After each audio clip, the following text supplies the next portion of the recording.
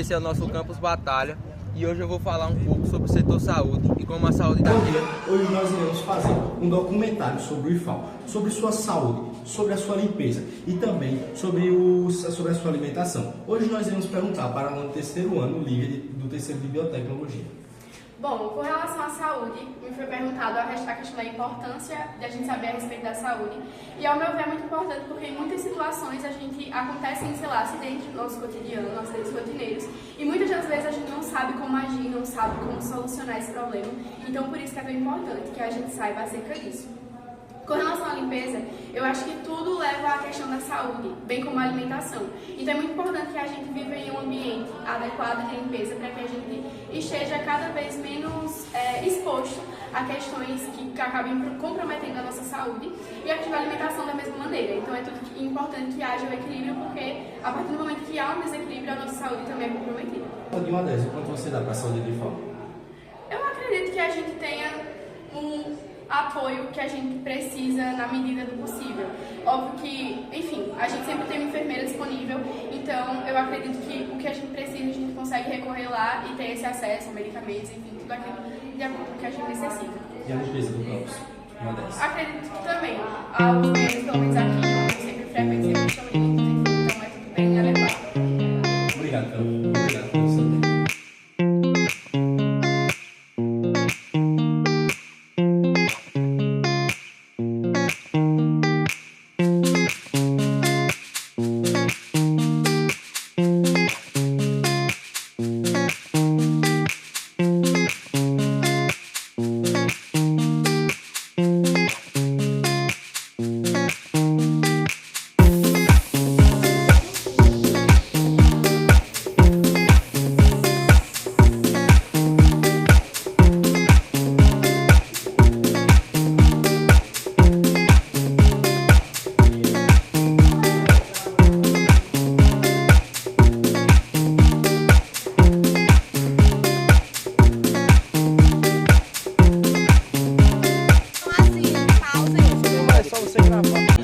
E eu vou fazer algumas perguntas para ela. Qual é o histórico da saúde daqui do Campus Batalha? Bom dia, né? Eu sou Thaisa, minha pressão de novo, sou nutricionista aqui do Campus Batalha. Eu sou servidora pública daqui há uns 8 anos.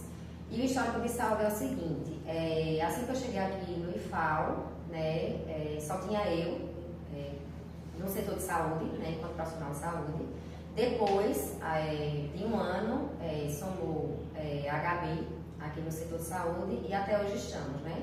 Apenas eu e Gabi somos as profissionais que a gente executa a política da assistência estudantil, né, que é uma política institucional.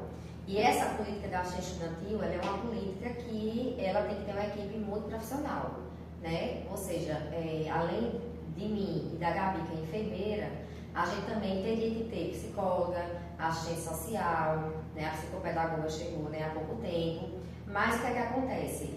Acaba que quase não, todas as demandas e as pautas, né, que a política da assistência estudantil traz para a gente debater aqui com as alunas e os alunos, ficam responsáveis, né, eu e a Gabi.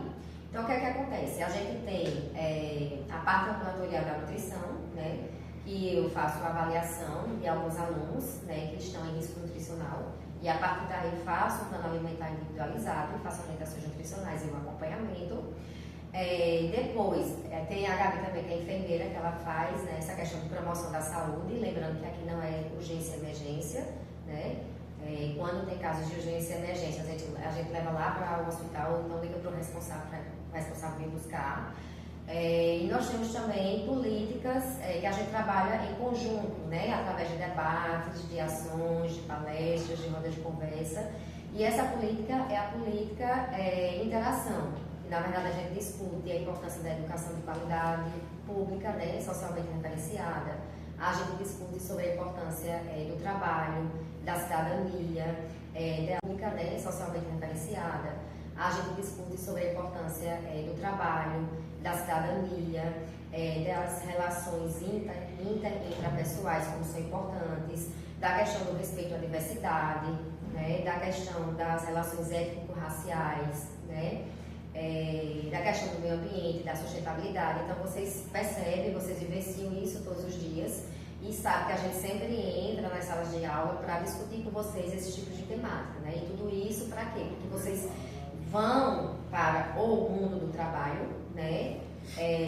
Tendo a consciência da totalidade social que vocês estão inseridos, ou então até para as universidades, né? Para cursos superiores, mas tendo essa visão crítica, né? Do mundo.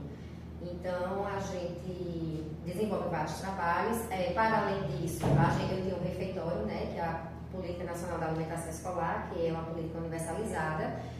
Praticamente, vocês são um dos únicos alunos, né, de todos os campos, de todos os 16 campos que a gente tem no estado de Alagoas, que tem esse direito universalizado, né, de 100% dos alunos podem ir lá no refeitório comer. São comidas regionais, a gente respeita a vocação agrícola do município, a gente compra 100% do agricultor familiar, então a gente desenvolve a economia local, a gente promove circuitos curtos de comercialização, que faz com que isso a gente ajude para que o sistema seja mais sustentável. A gente sabe que se a gente não cuidar do nosso planeta, hoje em dia, né, será muito difícil as futuras gerações terem um planeta para poder sobreviver.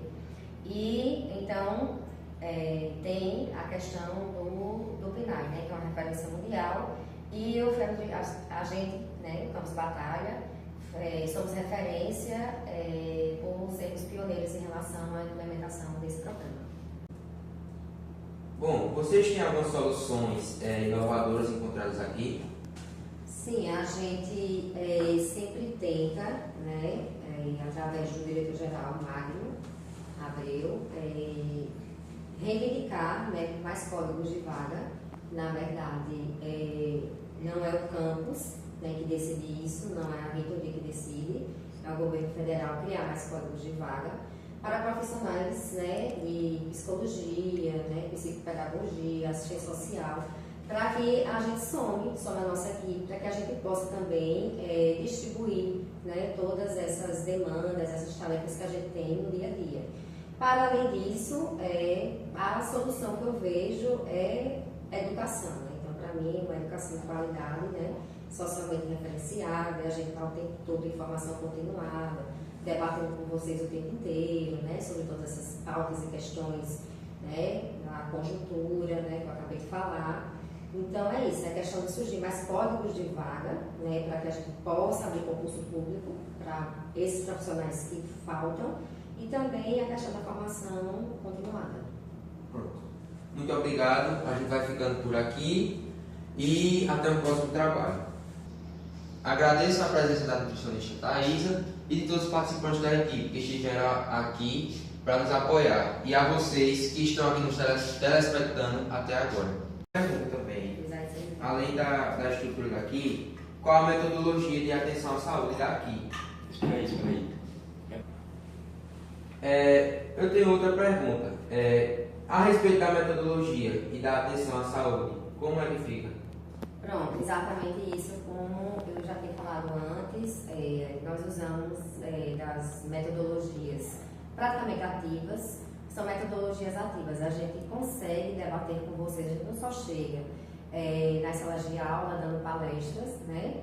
E pronto, a gente sempre gosta de fazer rodas de conversas para poder saber a aprendizagem de vocês e depois a gente discutir, debater, escutar as diversas opiniões, porque a ambivalência existe, as opiniões diferentes existem, ninguém é obrigado a pensar igual a ninguém, mas a gente tem que escutar, dialogar, trocar ideias de forma respeitosa e ética, né? Então a gente tenta sempre fazer isso, em busca de aprendizagem significativa através de metodologias ativas. Então a gente coloca vocês para dentro da temática, para dentro do debate.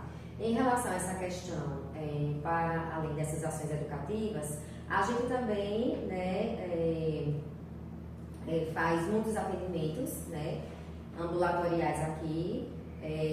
A Olivia Gabriela, por exemplo, que é enfermeira, ela faz auriculoterapia, ela faz ventosoterapia, que é para relaxar, né? Tem muitas meninas e meninos que têm problemas de muita ansiedade, de depressão, de angústias.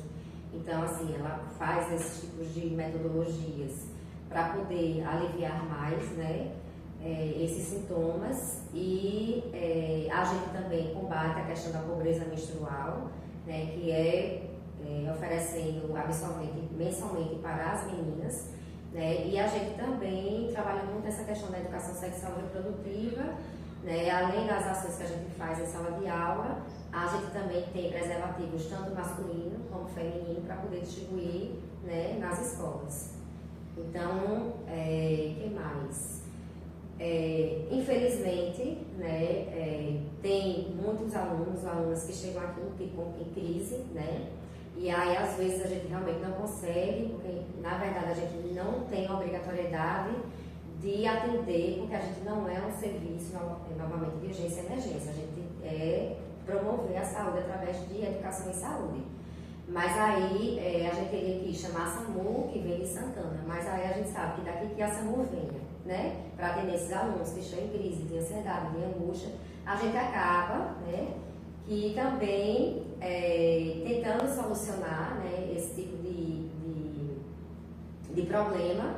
E normalmente a grande maioria de vocês moram nas cidades circunvizinhas, então os pais e ou responsáveis não têm como vir, né, para poder acompanhar o hospital. Então a gente também acaba acompanhando esses alunos e alunas ao hospital. Então a gente acaba também fazendo, né, algumas urgências e emergências que teoricamente não seria nossa obrigação.